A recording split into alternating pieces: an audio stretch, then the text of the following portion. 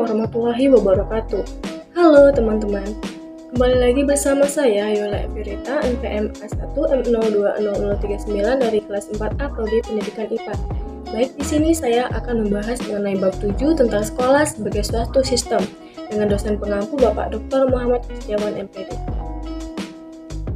Nah, topik pembahasan yang akan saya bahas pada pertemuan kali ini yang pertama ada pendidikan sistem, yang kedua ada sekolah sebagai suatu sistem, yang ketiga ada input sekolah, yang keempat ada proses sekolah, yang kelima ada output sekolah, dan yang terakhir ada outcome sekolah.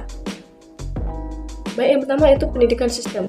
Sistem menurut Expert English Dictionary adalah sekumpulan hal yang saling berhubungan atau saling tergantung sehingga membentuk suatu kesatuan yang kompleks, suatu keseluruhan yang terdiri dari berbagai bagian-bagian yang telah disusun dengan teratur menurut skema atau rencana tertentu.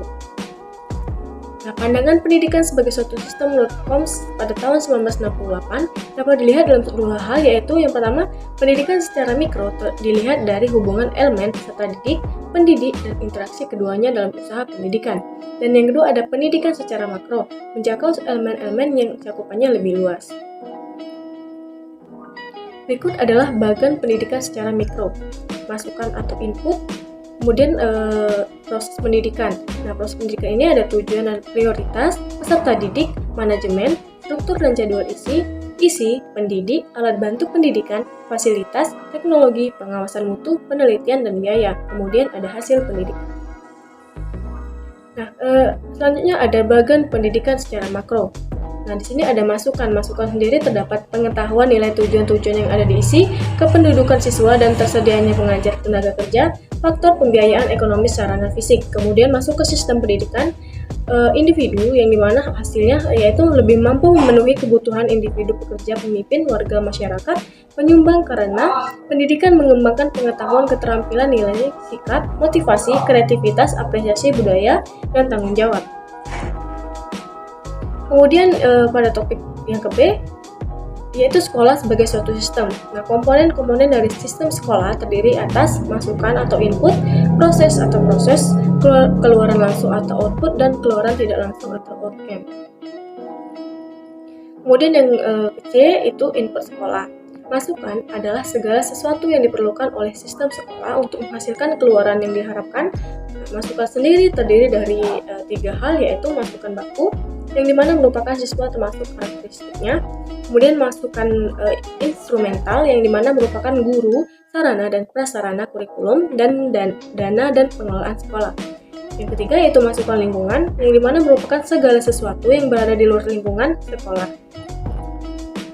Kemudian yang ke D itu proses sekolah. Menurut Sagala di tahun 2010, proses adalah perubahan dalam suatu objek atau organisme, khususnya tingkah, laku, atau perubahan psikologis.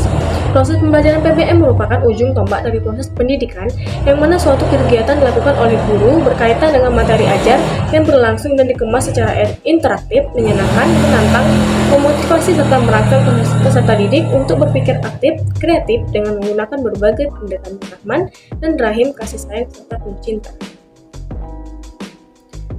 Yaitu output sekolah.